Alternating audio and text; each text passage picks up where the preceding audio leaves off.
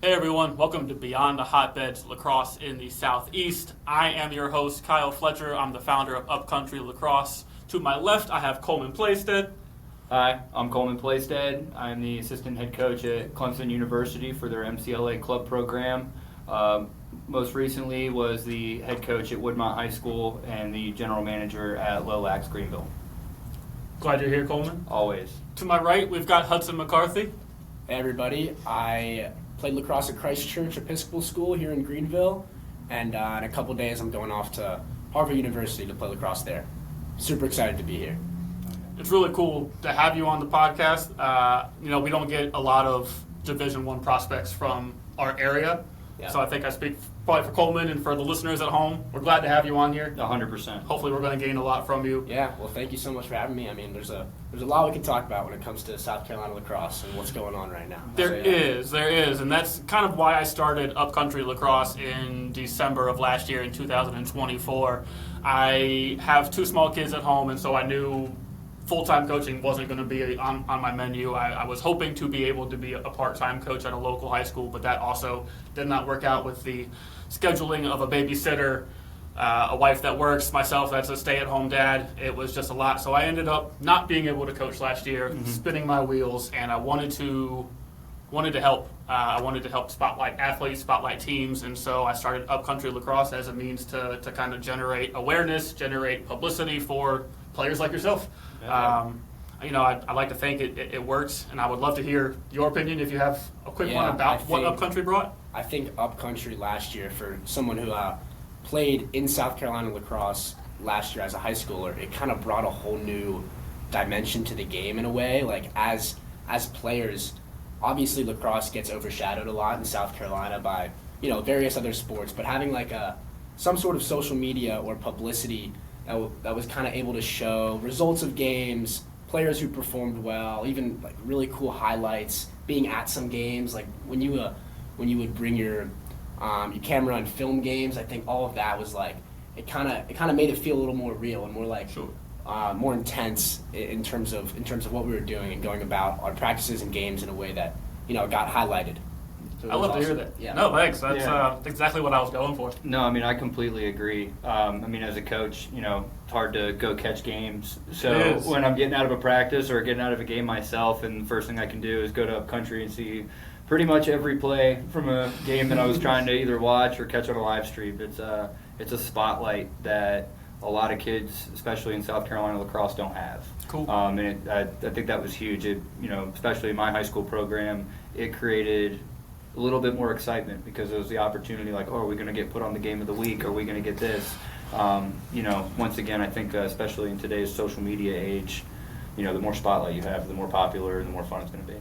It is. The feedback was phenomenal. There was a little bit of actual feedback. I wouldn't even call it criticism, just things I could do differently or better. But the filming was fun. I loved going out there. Like I said, a coach for 10 plus years, it's hard just to stop. It's so hard to just stop. So I was glad I was able to get out there and kind of provide you guys with something. And for anyone listening at home that's not familiar, real quick before we move on, Upcountry Lacrosse is an Instagram page at the moment. We're trying to transition it into a little more.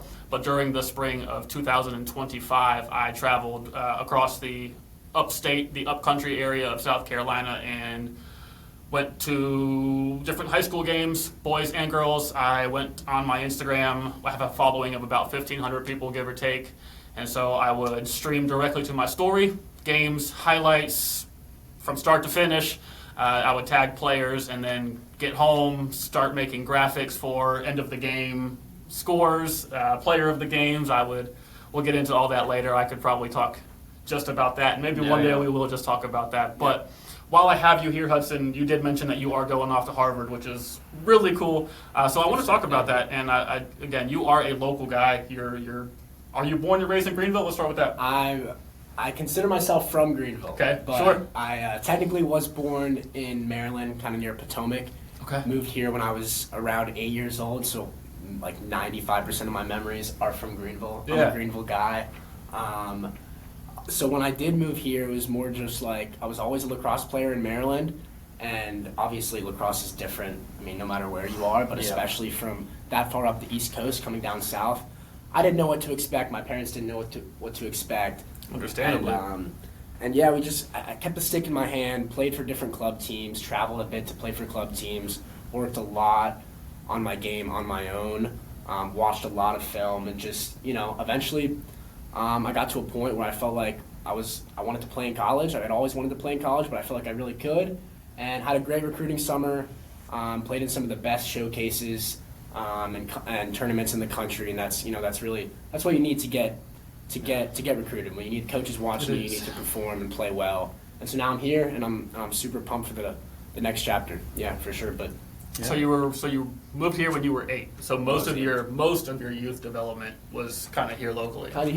I can't I know I played in Maryland. I played for a couple club teams that people would know of Bethesda and Next Level, but that's really in the youth. And so now it's like, since I moved here, most of my development has come from the Greenville area and from the Charlotte area, because I did play for 91 Charlotte, which of course you have to. You want to get on that Division I scale around here. The development and training and the outreach of the Charlotte programs is just, unfortunately right now it's better than it is in Greenville. Sure. And so that's kind of why we're here almost. Yeah, absolutely. We want to help with that, talk about it, show the flaws and how to fix it. Totally. 100%. Yeah. So, you kind of touched on it a second there, but it was one of my first questions that I had for you. Obviously the club scene nowadays. It is, kind of a cutthroat, pretty cutthroat environment. Yep. But, you touched on it a little bit, the work that you had to put in on your own. I think a lot of players, a lot of young players, I think they see the clubs, I think they see the showcases, they see the recruiting days, and they kind of lose sight of what it actually took in your own time. So I would love to hear kind of what process you took, as you were getting into the decision of, I want to play at the next level, I want to be the best I can be. What changed from you from playing casually to the amount of work that you put in now on your own time? I think it was just the desire to get better and to stay kind of at where I was. When I was younger, I was always kind of I would play up. My older brother was 2 years older than me, and being able to play up and play in his age group allowed me to play against these older players, these more developed players, and just by doing that, I was able to kind of maintain this edge over kids in my class. Yeah. But then eventually you have to go down and play with the people in your age group. And so when I did that, people started to catch up. And then it's what do you do to get better? And for me, the main thing was, it's kind of how I went about my lacrosse development, was picking one thing that I wanted to work on. Just, I would see something on a college game or on social media, anything. Someone do something that looked like it could be repeated, and something that could work in games and in practices. And so, for one example, left hand shooting. Obviously, being able to have a left hand is invaluable in today's game, and especially at the youth level, it's something that can separate you. And so I was young. I was maybe 7th, 8th grade, and it's my left hand's fine. I can go there, but how do I get to the point where I want to go there? And it's every day for a summer, I took 300 shots in the same spot, moved the spots around. And it's just you get to the point where you feel so comfortable doing that now you go to practice, you try it once or twice. Maybe one time it works, and then you keep doing it, and eventually you're at a point where you can go lefty and righty. And then another thing is a split dodge, and that the most basic dodge in the game. But a lot of kids don't really know how to do it the right way, how to beat their defender with it. And so for me, it was a couple month period where it was I'm going to master this dodge. And now it's the dodge I go to basically every time, because you can do anything off of a split dodge. You really can. Know that. You really can. But it's mastering something and working from one skill to the next skill. You can't, you got to go out to the fields with a purpose. And I see a lot of kids, we'll go out to the fields and we'll shoot around and we'll have fun, and maybe there's a goalie in the net, maybe there's not, but you really have to go out there with a purpose, and you have to have one thing that you want to get better at, and you have to repeat that over and over and over again, and then you master that skill, you go on to the next skill, and then eventually your game has changed, and you're a different player, and you can be the player you want to be, right? And so that's kind of how I got better, is what I would say.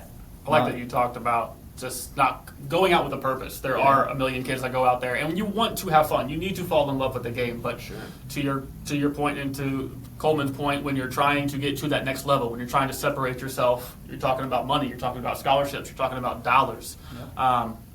You can't just love the game and hope for the best. You have to put in that extra time. And when you go out with your friends, it is important to not just, hey, let's get time and room and take step downs for 3 hours. Versus putting in like a little bit more of an implementation or a game plan. Yeah, it's the difference between shooting around and getting reps. Exactly. It's for sure. And once again, I think that's invaluable for kids coming up in this area under you to hear that, just because once again, it's this as a coach as well as I do. Sometimes nobody wants to hear what the coach says, but you'll listen to that captain, that older role model, that older player. So super valuable stuff right there. I think going back to kind of what you said, Kyle, was loving the game and like going around and shooting and not really having any intention behind it isn't like you don't truly love the game at that point. Because if you love the game, you want to get better at the game and you want to have the opportunity to dominate and play at a different level. And if you love the game, that's when you're going to go out and actually start to develop yourself and get better. I think just going out there with no intentions is. You're doing yourself a disservice at that point. No, it's almost like a difference between a high school relationship. Do you like lacrosse or do you love lacrosse? And there is a difference, and it can be easy to maybe get confused as to what you're feeling in the moment. But there is a big difference, and that shows. Absolutely, it shows between an opportunity to play at Harvard or an opportunity to scratch and crawl for a spot here locally. Speaking of, you mentioned, and it's kind of the. I don't want to call it elephant in this room because it's not an elephant in this room. We all know it. But the fact that we mentioned needing to go to Charlotte to get on that Division I recruiting path. And for you, it sounds like you realized as a coach, I think I was in my first year maybe of head coaching when you were a freshman down the road. I think you were at JL Man your freshman year. Is that... Man, 8th grade year. 8th grade year. Okay. Were you playing on varsity as a 8th grader? They wouldn't. Then it wasn't you, man. We were getting torn up by somebody, but they were good that year. They won state that year. Sure. They beat Wando. But that was a super fun team to watch. But all of those kids. So you mentioned they beat Wando. They won the national championship. And from an opposing coach's perspective, I don't know what that roster looked like. But from my perspective, every one of your starters was a Charlotte club program kid. So I'd love to get within a couple of minutes, your thoughts on why we have to go to Charlotte to be put on that Division I. And we'll talk in a second about what you think and what we think we can do to fix that. Because we don't want all of Greenville's top guys to have to go to Charlotte to get to Harvard. Well, because like you said, we're in Greenville and we want Greenville lacrosse to prosper as much as it can. Mm-hmm. But when you don't have the facilities to promote the best players and to connect them with college coaches and put them on that scale, then the kids, they have no other choice but to go play in Charlotte. And my parents almost thankfully figured this out like right away. Right when we moved down here was like, can you get better and play enough consistently against the best players here to get where you want to go, or do we have to find somewhere else? And we immediately found Charlotte. Right when I moved here, I was 9 years old, and we were driving up to Charlotte 3 days a week. One summer, we rented a house with like 5 or 6 of the best kids in Greenville, just to play for a team and to get better. And the problem is like it's great. Charlotte. I would encourage any player, no matter where, if they live in the southeast kind of area, like. Team 91 Charlotte is a growing program, and they will put you on the stage to get recruited and to get where you want to go. Yeah. But like we're here to talk about and to figure out why kids have to do that and why Greenville isn't right now like giving kids the best opportunity for that. Sure. And absolutely. Yeah, and there's a multitude of directions that you can go, and it starts with the youth development area. Absolutely.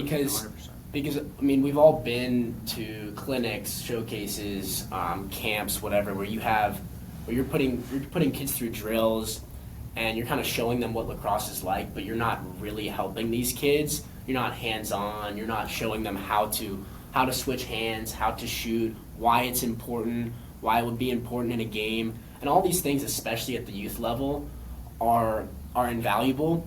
And that's one of the biggest reasons why kids here decide to take the trip, because Charlotte have good coaching. Their coaches are able to develop you as players, and that's kind of at the youth level. And then you kind of take it a step further into how do you get seen by coaches to get recruited? Yeah. Because there are a lot of kids here that want to play at a high level.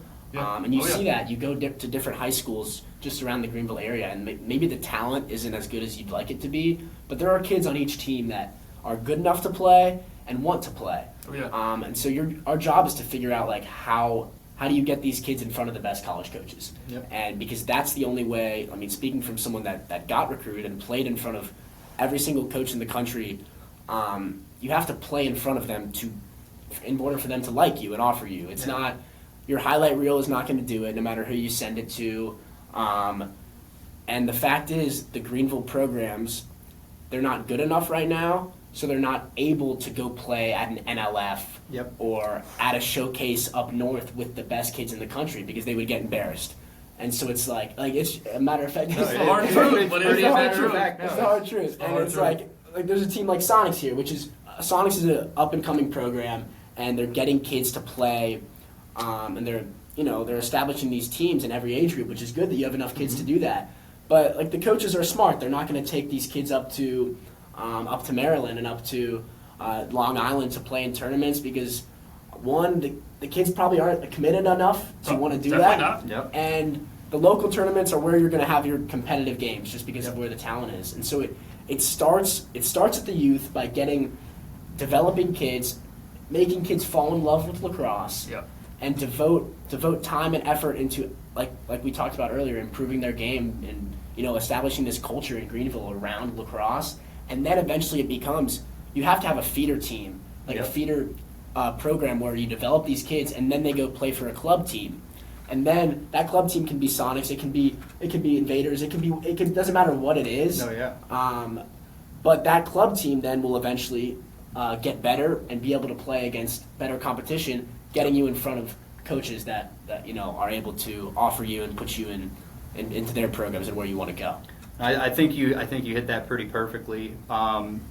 Especially like you said, I think one of the biggest things holding Greenville back at this moment is that idea of like a true feeder program. We always have the conversation, how can we catch up with Charleston? How can we catch up with Charlotte? And you spoke on Team 91, as a club coach and a club director myself, we have to go play tournaments, and when Team 91 Charlotte has 6 20, 34 teams playing in an 8-team bracket, it's not really hard to figure out where they're getting their talent from. They have 160 kids just in one age group playing, one single sport, and they're all going to be, only getting better and put into those A and B programs for 91. And that same thing goes for, down in Charleston where, they're running a Grom Lax program where they have 6-year-olds with sticks in their hands. Mm-hmm.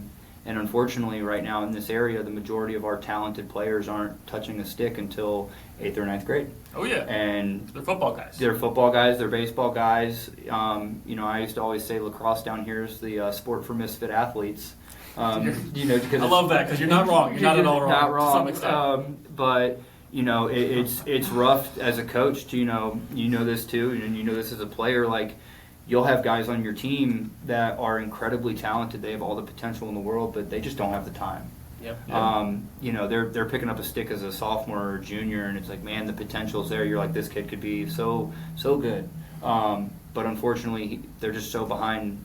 That 8 ball with recruiting. Kind of like you said, if you're into a year and a half of lacrosse, are you really going to go step out and go touch a showcase, where you might get really embarrassed? Are you willing to go put yourself in front of those coaches? So I completely agree with everything you said, and I think a feeder program is one of those things like a, LowLax or, the Greenville Rec or, Greenville and Spartanburg Rec coming together and really making a place for our young athletes to learn that game and fall in love with that game before we throw them into tournaments. Yeah, and when I kind of moved here, and I played club ball in Charlotte, but I did play Brigade was a program. Oh yeah, I still got yeah. pennies back there. And Malden Rec, is that still? Is that Malden still? Rec's Yeah, still Malden Rec's operating, still a yes, thing. sir. Yeah. You've got like Brigade was awesome in my opinion, just because, and like I talked to my parents about this, and it was organized. You had games that kids could play each other, and that's how you really fall in love with the sport, is the Just playing games. playing games, hitting Yeah. each other. Let me interrupt Yeah, real go quick. ahead. Brigade, was that, and this, I have a point for this, was that Richie Mead running the Mead, program? yeah, Richie Mead. So an established An established lacrosse coach. Yeah, background, coach. for Yes, sure. okay. And Yeah, so- yeah. Yeah, that's not a thing anymore, right? Brigade. Brigade's not a thing, and Brigade's that not a was thing, one of man. my thinking points through hearing both of you talk, was that it feels like, as someone that's only been in Greenville for the last 8-ish years, I feel like every half of that, I feel like there's been a reset. Every 3, 4, 5 years, club programs change hands, somebody moves, the rec program falls under, it changes hands, it changes development. And that just seems to be further setting us back. Every time something gets going, it stops. Oh yeah. And that's not anyone's fault necessarily, but I feel like that's part of what's holding this area back versus Agreed. Charleston. And I think a lot of that comes to, like you said, like, yeah, I would say not necessarily like which specific club, but, you know, almost how those clubs are ran. Sure. You know, I think Charleston did a great job. You know, they got two pretty strong, you know, Charleston Elite and then Sweet Lax Charleston. And you know, they've really worked hard to dig their roots in. Oh yeah. And you know, I think that's held back a lot of programs in the past up here. You know, I played on the first club team up here. It was the Carolina Cannons. It was basically Carolina it was Cannons. we had Shout out. it was we had Coach Linder back in the day. You know, 2011. It was a fun cool. time. Yep. But you know, we basically had to build that ourselves. Oh, we gotta pause. What's up, fellas? We're closed. Doing a podcast. What's up? What y'all need? But I mean, kind of just We're gonna to leave off. wrap up. It's not necessarily. It's, you know, getting those roots in the ground that I think is the most important. And I think other places, Charlotte, Charleston, have done those things. And I think you said like kind of that turnover, getting somebody who not only wants to make a successful club program and like a business, but really, really invest into the area. And I think, once again, I think Charlotte's done that incredibly, and I think Charleston, especially with like literally getting, you know, families to all chip in and investors for their own facility. Sure. You know, and I think things like that are, you know, once again, kind of those speed bumps that we're getting over, and it's like, you know, it's one of the things that we do at Invaders, you know, that we're always striving for is, you know, building it, you know, making the sacrifices as directors, you know, for our own benefit, so that we can, yet one day, buy a facility, so our boys have, you know, their own home field. And I think if all of the Greenville teams really kind of took that approach, and I think even other areas not here that are trying to grow lacrosse, Georgia, you know, Alabama, then, you know, Northern Florida, you know, it's really trying to create a home. Create a home where these guys feel welcome, because, you know, I know you know this probably with the travel, but with club, travel sucks. Yeah. It's not hard. fun. It's hard. And when, you know, you're bouncing around multiple places for practice, or you got to go here, or you got to go to this tournament, or you got to go that, it makes a lot of things easier when you can keep a lot of that at home. And I think it retains people. Yep. It retains people for sure. And you know, you touched on, it doesn't have to be a store owner or a club director, but No. I almost wonder, sitting here in the moment thinking this through as I talk it out, you know, I look at Charleston, and LowLax has been there for, what would you say, 10, 15 plus years at this 15 to point? 20 years, yeah. Shout out to Jeff and Tom. They've been doing it Yeah. together They built something the magnificent whole down way, there. and they did it full time. Yep. Look at Charlotte. You look at 24/7. You look at anybody that's in Charlotte, and I know Ryan Flanagan's over Team 91 now, Yeah. and he was a former professional player. So it almost feels like, from my perspective, sitting here, that it does take somebody full time, Yeah. committed to that area. Hey, we're building my family's roots here, et cetera, whatever it is. You can't Because do it it does. with It has part-time. been a lot of turnover in this you, area. You can't do it with a part-time attitude. Sure. You know, No, you it's- can't. And you got to have patience. You know, as a club director, and, you know, I've coached for Sweet Lax in the past and other club programs. You know, it takes incredible patience. You know, you're not only running a business, but you're having to, you know, be a part of all of these different, you know, communities, families. You know, Absolutely. it's like, you know, especially like, you know, Greenville, Spartanburg area, you can't just show up and treat it like it's a 9 to 5. You know, you're really in charge, and you know this too, just as well being a coach with us and being a coach in the past. Like, if you don't communicate, you don't have good relationships with your players and your parents, it's like you're really kind of shooting yourself in the foot. 100%. So it's really not a job, and it's really not a job that's on the clock or off the clock. It's kind of a 24/7 deal, where, you know, at any time someone could be hitting you up. You know, a player needs something. You know, mom wants to know about what she needs to bring for snacks, like things like that. It's like, you know, there's a lot of variables, and it's having the patience to deal with those. Patience is big, and that's something that, again, I think this area just needs, is that one or two group of owners or whatever to just grow roots. Maybe it's you, maybe it's you, maybe it's me, maybe it's nobody at this table, but I feel like, from my perspective, looking at it right here in the moment, you know, it seems like it does take that full-time approach to, I'm going to develop lacrosse, and it starts at the youth, like you said. It has to. I do have one question, kind of definitely relating to this, because we've talked about the feeder program and having that you know, that premier program, because it seems like wherever we go, there's that premier program. There's, you know, Charlotte, you have 91 Charlotte, and then in Charleston, and so it's here we have, so you're an Invaders, coach, and then there's the Sonics, and I feel like, kind of want to get into this a little bit, because I feel like if there was one program in Greenville, because we're spread thin in the high school level, and we're spread thin in the club level, because you have talented kids that they don't know where to play, and now you have teams that aren't able to compete at the highest level because half of the other good kids in Greenville are on this other team. Is there any chance of a combination, or of like you know, we get these two programs and now someone takes charge and we create one Greenville program, because everyone wants to see that, you know, everyone does. I mean, and ultimately, you know, I guess the easy answer for that is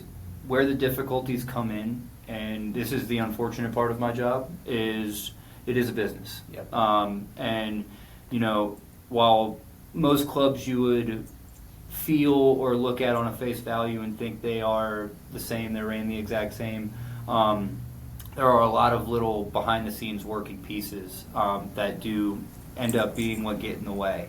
You know, the biggest one's money. You know, why I created Invaders in the first place was I watched the fall of Sweet Lax. You know, I was there as a coach, and I watched basically what not to do with the program.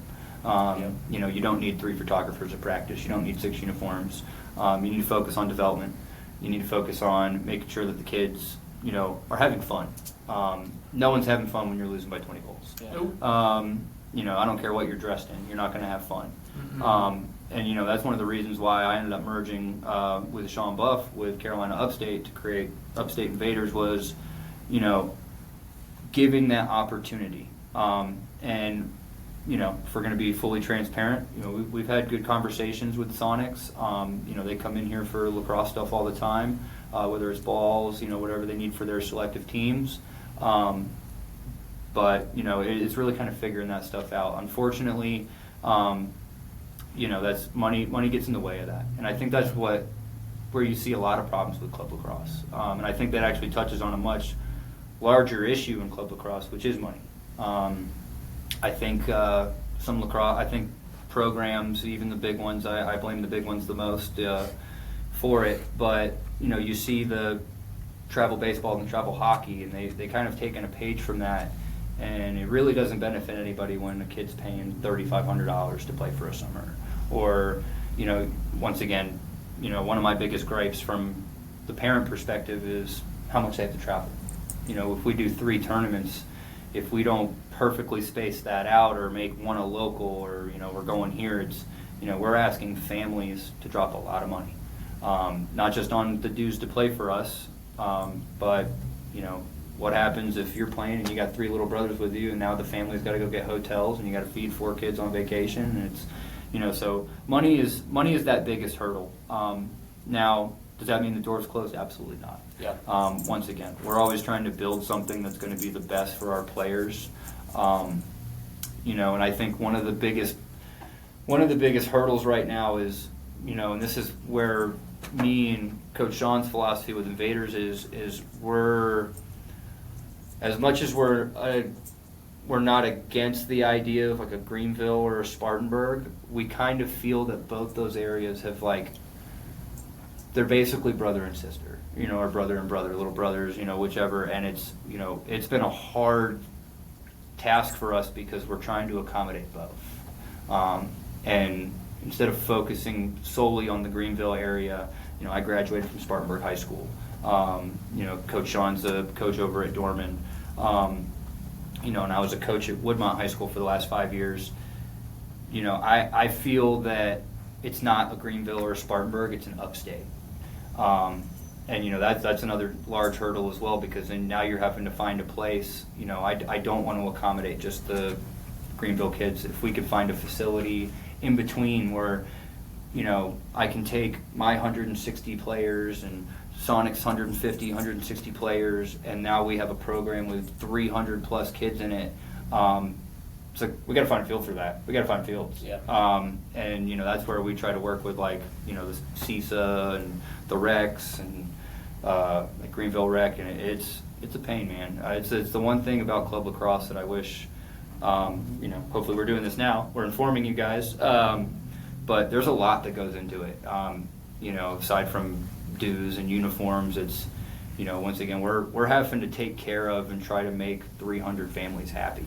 And especially if, once again, we do a big merger like that, it takes a lot of hands. It takes a lot of hands. So it's also coming to the agreement on how we're going to run it, because you're going to need 5 directors. You're going to need 30 coaches. And that's just, it's a lot of moving parts. So Yeah. I would say that's the biggest reason why that hasn't happened yet. But I would say with the growth of both Invaders and Sonics, we're moving in the right direction. We're moving in the right direction. I don't know if you played for Sweet Lax when it was in Greenville, but, a lot of really good talent that's on both of our squads now. And they couldn't win a game. Yeah. And it was brutal.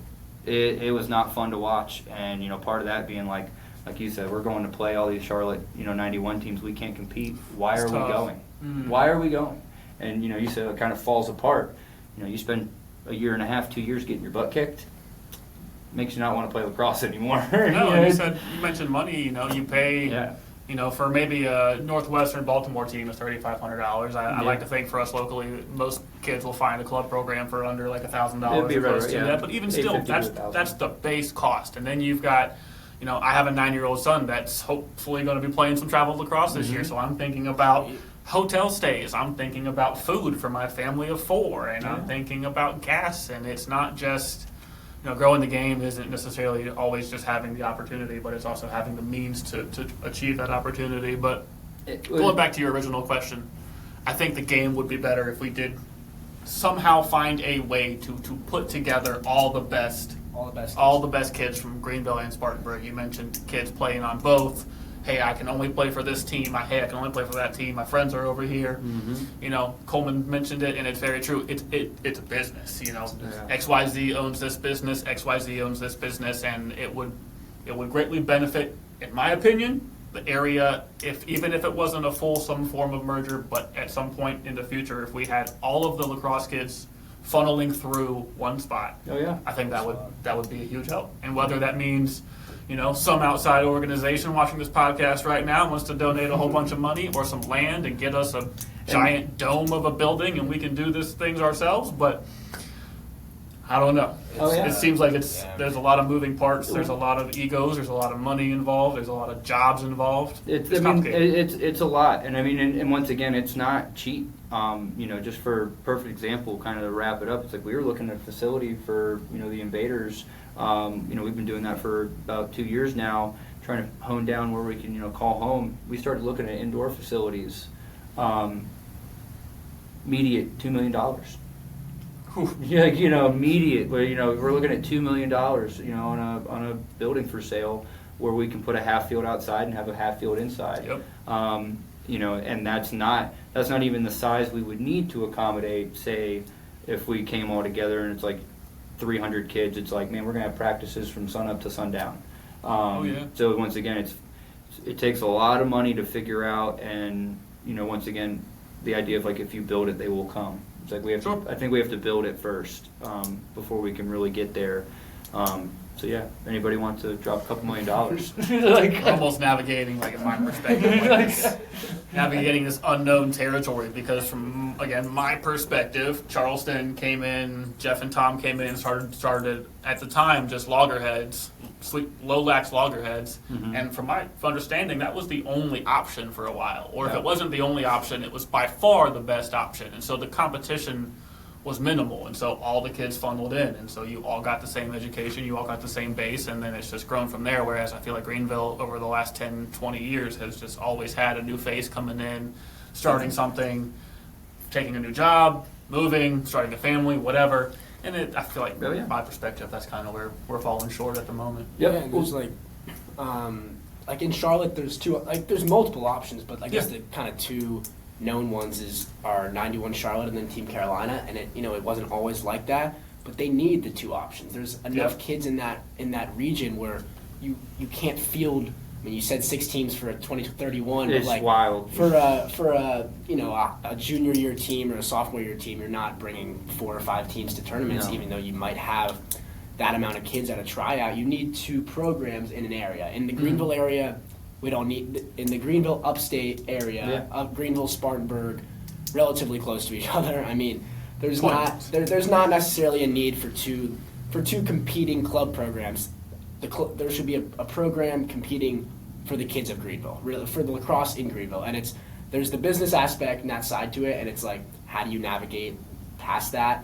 But it's, and that's, maybe there's something where it's like, all the kids are funneling through a developmental program with both teams, and then they can branch out based on regional differences. But in my opinion, as someone who won't be in Greenville for the next 4 years, maybe I make my way back here someday. I would love to see the area grow, like when it comes to lacrosse, and that's a way where, we talked about feeder programs, we talked about youth development. If all of that is catered towards one travel team. And with consistent development, I think that's a way to improve the game here. Oh yeah, and well, it's also just another little fun little variable being thrown in is because obviously success breeds demand. Exactly. And the one thing that immediately started happening when 2 years ago, it was basically the exact same time.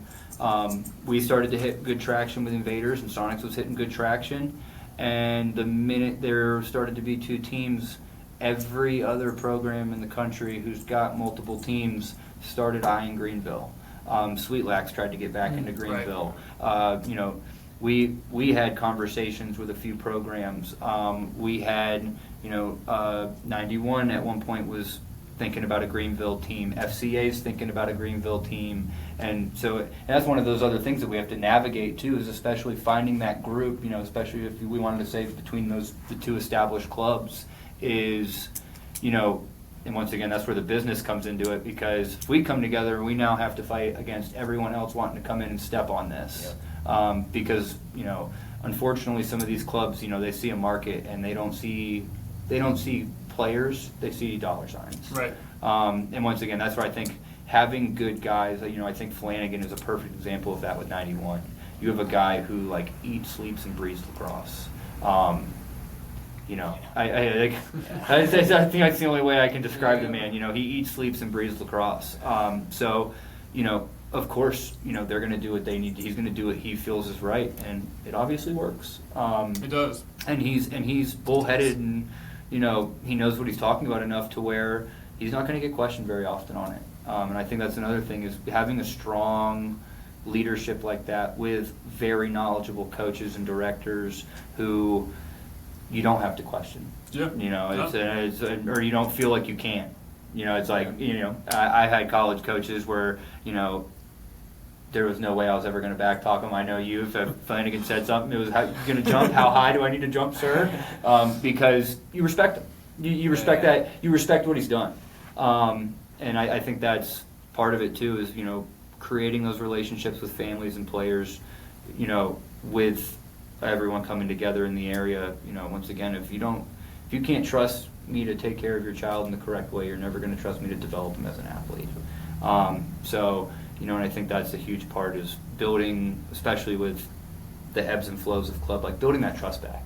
I will say I think there is a genuine distrust of club in this area, and I think it's due to past programs. Been a lot of turnover. A lot of people have been burnt or hurt or had negative experiences, and that shapes things. And so, maybe one day in the future there is a singular development program or a singular or a conglomerate option that kind of keeps everyone together versus splintering and seperating, and we'll get there. I think it's moving in that direction. It used to be, much more splintered.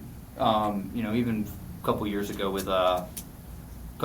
like when I started Invaders, there was like 5 little mom and pop, but it was like basically like us, like where a coach saw the need for his players that wanted to get out there, and they created it. And there was a year or two of tournaments where it was a lot of non-sublimated uniforms. It was a lot of really cheap mesh uniforms, just because kids wanted to play. Due to that distrust, they were just making their own teams. Perfect example of that's the Spartanburg Jammers. I've never heard of them until we saw them at a tournament. Sure. And it was just a bunch of guys who had gotten burned by club teams who I just want to play lacrosse. So no, I think we're moving in the right direction. I think we've become a lot less fractured. I think the biggest thing is understanding that it doesn't have to be adversarial. Sure, it doesn't. I think the idea of like the crosstown, the football crosstown rival bleeds into South Carolina lacrosse sometimes. Sure. And it's like that's definitely not how our community operates. I mean, like lacrosse is a very small community. It is, and that's the difference. We definitely don't need to be like undercutting each other and getting like playing that kind of cutthroat business game with each other, because it's not going to do anything but be a detriment to the kids. When you've got 1,000 people to choose from, you can do that. Exactly. Yeah. When we're in 91 and we're all fighting for the same 100 kids, and then you say something, he says something, exactly. And now no one knows what to believe. But for the kids that do get through that, the kids that do find their club program, maybe they're not going to Team 91. How can they, from the Greenville area, what can they do to get that exposure? Obviously going to 91 is your top option. It's your top option. If that's not an option, as someone that's going to Harvard, what would you, if you were going back 4 or 5 years from now, what would you suggest somebody do just to get exposure, just to get themselves out there?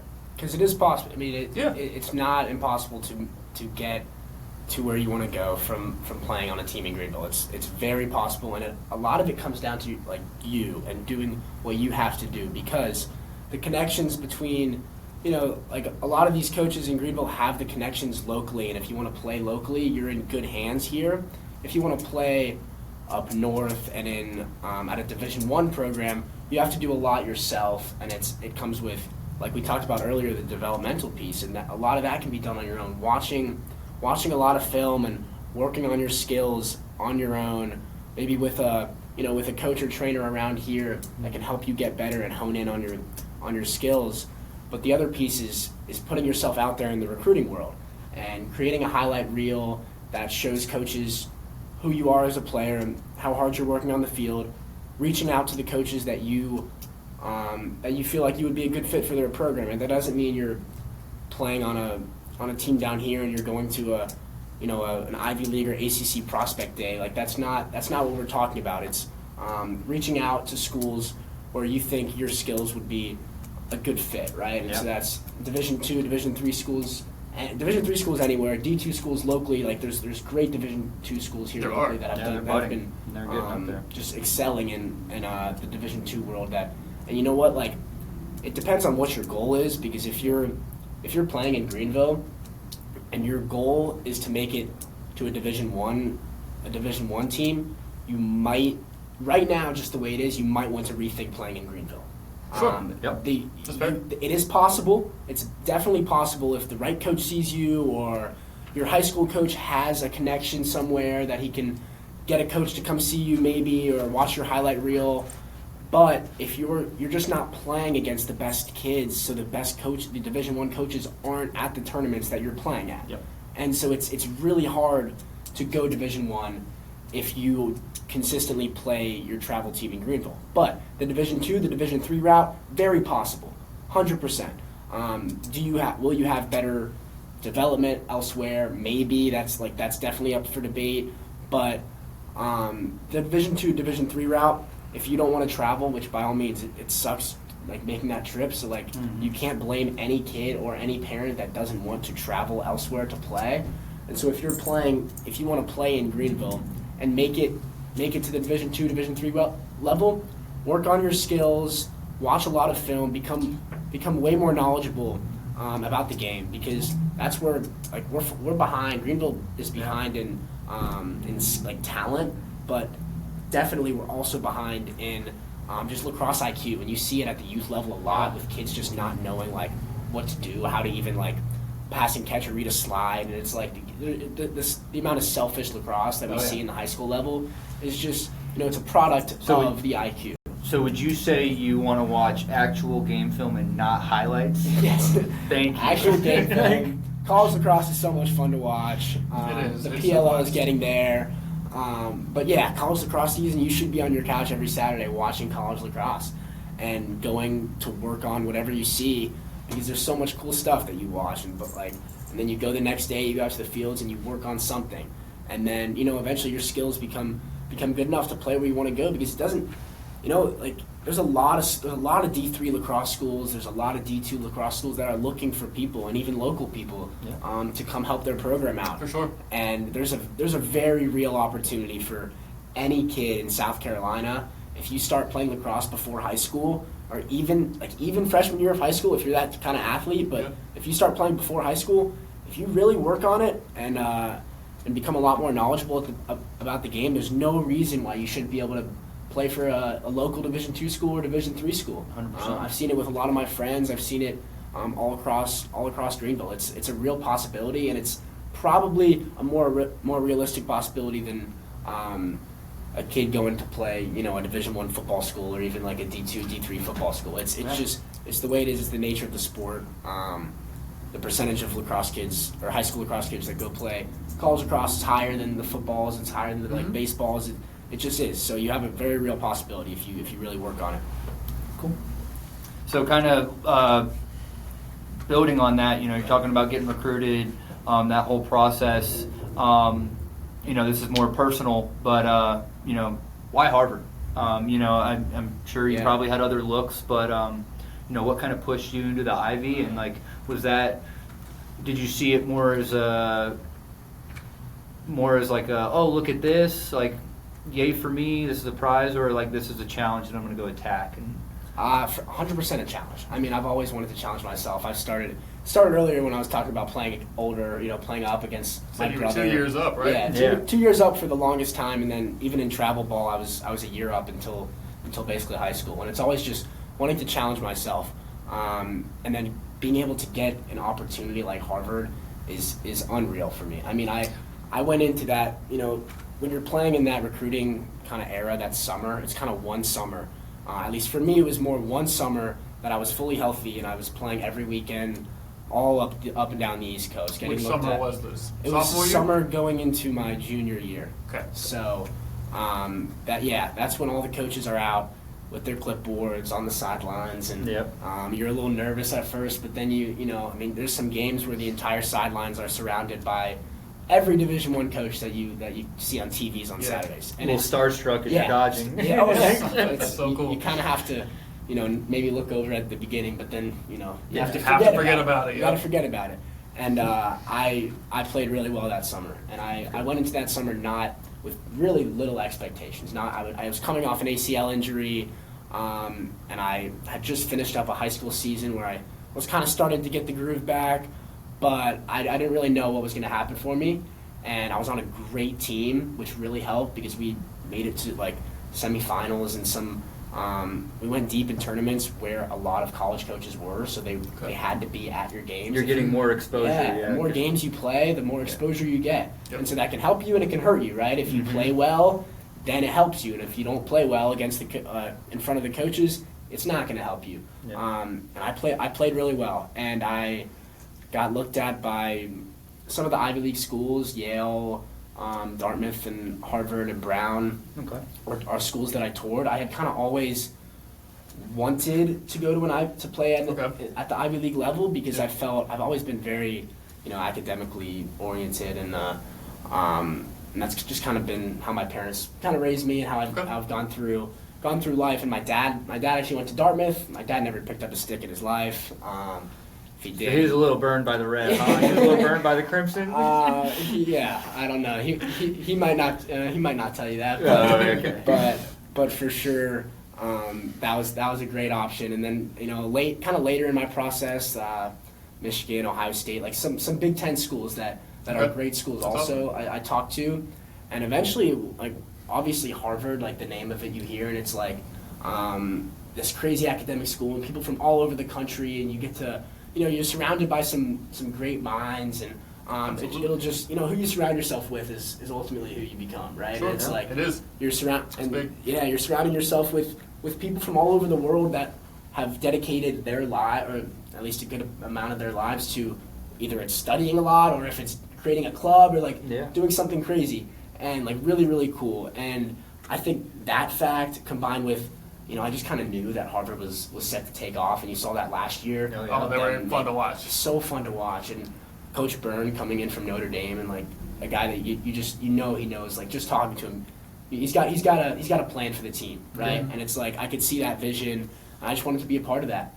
Being in the town of Boston certainly helped. It's just like a couple of the other Ivy League schools are, maybe in the middle of a place that's not quite as active, quite as fun. It's like middle of nowhere, Connecticut. Yeah. Pizza was good though. Oh, there you go. Hey, But important too. as a guy from Greenville, it's like I wanted to really change like where I was. I wanted to challenge myself, not just at the lacrosse field or in the classroom, but just like as a person, like a big city, and having people all over the place, and just like a completely new environment. And that all just appealed to me. And so I can't wait. I can't wait to get up there and start this process on the lacrosse field and off. I'm super blessed to have this opportunity. I mean, it's huge. It's huge. It's huge. It's a thank you to my parents and my coaches and physical therapists. Lord knows I've had a lot of those. Oh yeah. But yeah, I can't wait for that. Awesome. If you haven't seen Sam yet, Sam's been goofing around. Sam does what he wants. Coach Plaisted pup. Everybody needs a Sam, y'all. Everyone needs a Sam. So you are very blessed and fortunate to have put yourself in this position to go to Harvard. So let's talk about getting there. You recently started a new Instagram page that has it's going viral. It's taken the world by storm. It seems you've got millions of views now.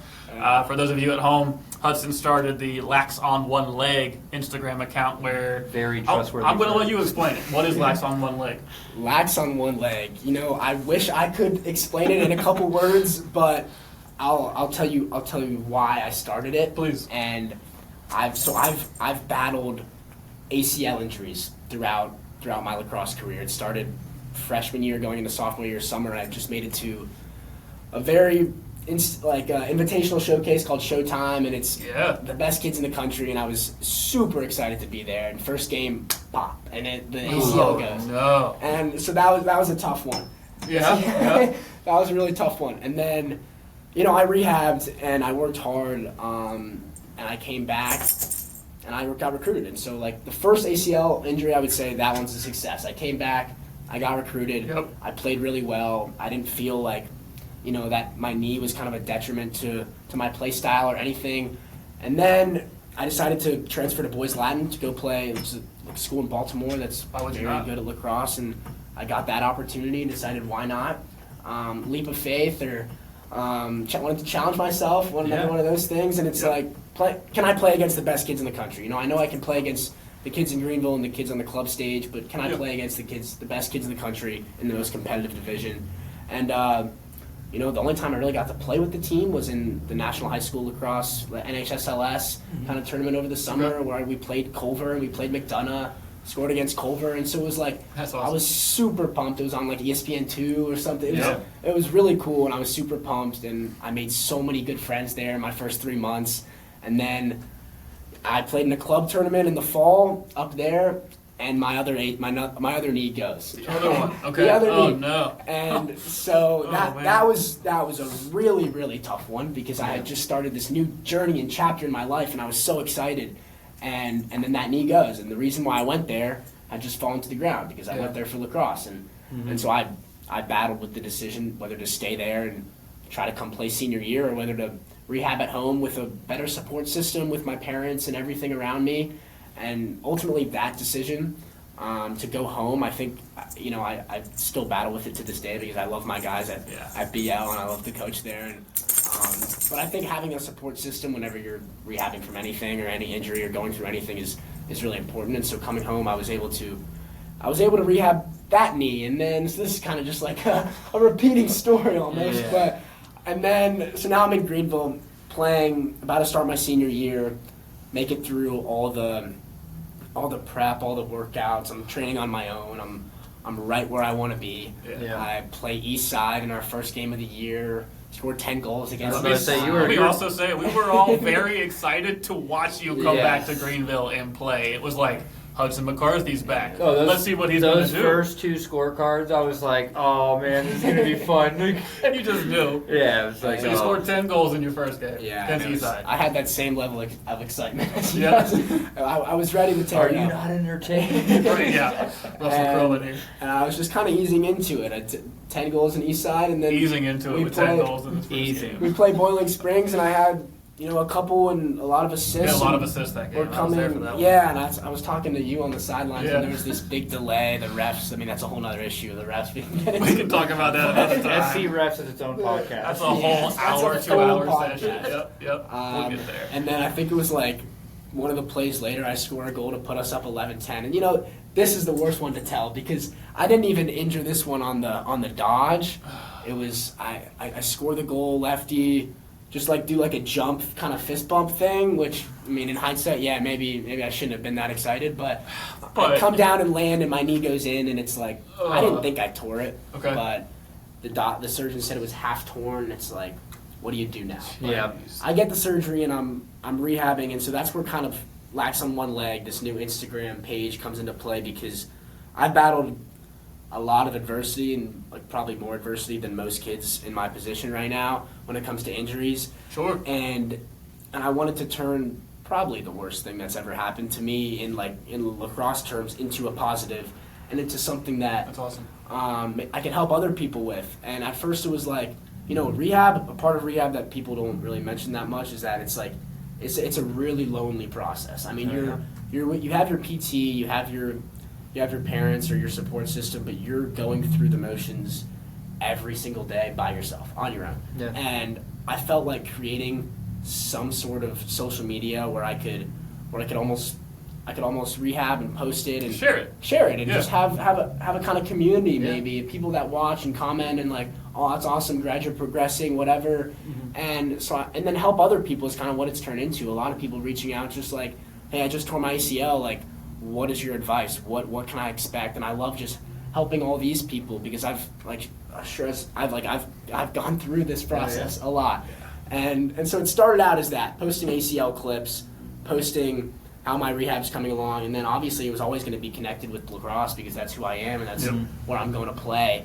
So I started doing a wall ball video, and that one did really well, and then I'm with some buddies downstairs in my basement, and they trust you. The trust is off the roof of that house. Yeah, and so I'm on the wall, and one of my friends decides to go up there, and now I'm throwing it kind of towards his head a little bit, and then and that one has over 10 million views right now. Yeah, and that was kind of the first one I was like, holy crap, maybe I need to do more of this. Yeah, you're onto something. My brain just started thinking, and I was like, balloons, what can I do? And so I'm putting up balloons, and I'm hitting, and I got close one time, and so, but I haven't hurt anybody yet, but it's been this kind of, convergence between ACL content and then lacrosse content in a kind of creative and fun way that people want to watch. Yeah, absolutely. And, there's a lot of lacrosse creators out there, and it's how do you find a way to make this entertaining? That's kind of the battle between everything. Tough.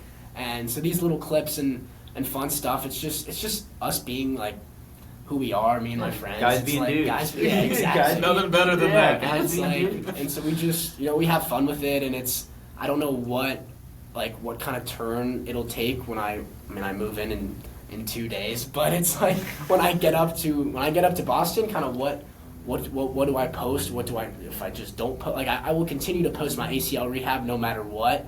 I doubt the guys at Harvard are going to trust me right away enough to throw stuff at them. Yeah. Gotta build that rapport. Gotta build that trust. When you're the freshman, they might throw stuff at you. That's true. I might have to. Yeah, we'll see. But eventually, when I start playing and stuff, I like posting me doing one-on-ones with a defender like at the Harvard field. Like I think like stuff like that would be super cool. And then just lacrosse. You know, eventually when I can start playing again, posting more lacrosse stuff and more some educational lacrosse stuff, and keep it on that creative kind of outreach, and then the ACL stuff, and hopefully that I don't have to do that again. But helping people with the ACL rehab, because it's an epidemic in the lacrosse world, and it is. I love to help people with it, with their rehab process as well. No, I mean, I'll be 100%. I think what you did with, you know, Lax on one leg and, like, you know, not only just going viral and that stuff, I think it's extremely helpful. You know, not to get political, but there's always the argument of, like, you know, people are soft nowadays, you know, athletes aren't what they used to be. You know, I think you're that perfect testament of that argument needs to shut up. You know, I know people who would have stopped their journey and, you know, quit after the first one, after the second one. You know, to deal with that adversity and not have it falter you and actually give you, you know, outlets for creativity. I think it's huge. You know, once again, you got hurt, and instead of going, oh, I'm hurt, you know, oh man, woe is me, you not only decided to get better, but you've now created an outlet for yourself where, you know, I mean, we live in the social media world. Like, you could actually, you know, get yourself in a position to make money. You've taken 3 incredibly terrible situations and you've turned them into assets. Yep. You know, and I think that's extremely valuable for guys who have gone through what you're going through. You know, that's hard. You know, as a coach, you know, watching a guy rehab it's rough because, like you said, they're in it alone, and you got 40 guys that you're worrying about, and as much as you want to tell those 40 guys they can worry about themselves so you can go talk to him, you know, you're one guy, you can't, because it's about the collective, and that sucks. So watching what you've done and seeing that, I think, is extremely not only inspiring for younger guys, inspiring for guys wanting to play at the next level, you know, guys who are hurt, while it's also you know, extremely entertaining. You're doing something positive. Yeah. You know, there's a lot of people who do stuff that's entertaining that's incredibly negative. Yeah. And I think you found a great niche in lacrosse with that. You know, you're not necessarily like crap posting or, you know, just posting stupid stuff. You're posting things that not only I can enjoy as content, but I can also show my players and be like, you know, oh, you scraped your elbow and you don't feel like practicing. Well, what's his excuse? Like, you know what I mean? Like, you know, so I think that's super valuable. So thank you. Yeah, that was really well said as well. Yeah. It's like, not to get too further political, but you know, Greenville County is implementing turf fields all across the county, so you might have some more business coming your way soon. There might be a few more ACLs in this area. And, you know, turf is great because it allows you to play when it's wet outside, but it's not outside forgiving. of that purpose, I struggle to find a lot of use for it. all 3 of mine have been on turf. Yeah. Interesting. I've gone through the debate and the research on, is it turf? Is that a reason for Sure. it? There's a lot leaning towards it. There's a reason the NFL is going back to grass. It's we don't know exactly, but it's like your cleats do get stuck sometimes. And when your cleats get stuck and your knee turns, it's not a good thing. Yeah, there's no brake system that just stops it for you. No, there's not, unfortunately. Yeah. And that's the downside of it. But you mentioned you're going to Harvard in 2 days, so we're going to wrap this up. I'm going to let you get home. And I want to, you know, I don't speak for the area. I don't speak for Greenville, but, like, we're rooting for you. Thank you. I have been watching you from your 8th grade year at JL, man. You know, quietly cheering in the background. That's a Greenville guy. So keep it up, man. We love to see it. I also want to make sure everyone knows to follow you on Instagram. It's LaxOnOneLeg. He's a very entertaining young man. If you want to watch, He puts his friends through it. he puts his friends and he puts the the Lacrosse Network through it as well, apparently. Oh yeah. Yeah. So follow Shout out Hudson. Kevin Ball. I watched the video with Kevin the other day. that was a fun one. Kevin put his trust in you. It's not just your buddies. Kevin's got some trust too. It's Kevin too. So shout out to Kevin Yeah, for yeah. braving one. For If sure. you need something to do, follow LaxOnOneLeg on Instagram. He not only provides you something fun to watch, but he's also super informative, very knowledgeable. He's been through this a lot. I learned so much watching 2 of his videos, just watching him work out, just watching him do his leg process and his recovery process. I learned a lot. I was just watching it in passing, so give him a follow. Yep. I want to give a thank you to Coach Coleman, Plaisted over here. He's letting us use LowLax. If you're in the Greenville, Spartanburg area and you need any form of equipment, advice, knowledge, apparel, you just want to come chat and talk about lacrosse, Coach Coleman here at LowLaxGreenville is always available. They're off in North Pleasantburg. Coach Coleman's also, like we talked about earlier, an assistant coach at Clemson, the men's club program. So make sure you follow the Clemson men's Big club program. year this year for us. They're going to take those big strides this year. They're going to battle with the Gamecocks again, and We're gonna win this one. we won't talk about politics. We so do we'll not leave need to Clemson, talk about Carolina that. to the side. But make sure you follow Hudson LaxOnOneLeg. He's also Hudson McCarthy. If you want to try to follow his personal account, if he allows it. I think it's just Coach Coleman Plaisted or Coach Coleman Yeah, I think it's just Coleman Plaisted. Coleman Plaisted. Yeah, Coleman Plaisted on Instagram. Follow us at UpcountryLacrosse. I'm going to keep doing podcasts. Coach Coleman stays in the area. Hudson's leaving us, so we're going to get him to remote in from time to time as we can. For sure. I'm going to be back on the field here soon doing some videos. I would love to get out to some fall practices. So if any coaches or players are watching this and you want Upcountry to come hang out, film a practice, whatever it might be, I've got a lot of free time. I'd love to help you guys out. The whole reason this started was just to promote the game and get exposure out there. And so if I can help you, if Coach Coleman can help you, if Hudson can help you, we would love to be just that. So thank you for tuning in. This was the first episode of Beyond the Hotbeds, and I'm excited to watch it grow and continue from here. So thank you for watching. Yeah, thank Hudson, you guys. thanks for being here. Thank you. Hey, Yeah. It's been a blast. Yeah, it's Hey, been man. fun. Thank you. You too. Oh, yep. Let's get up out of here. Let's do it. All right.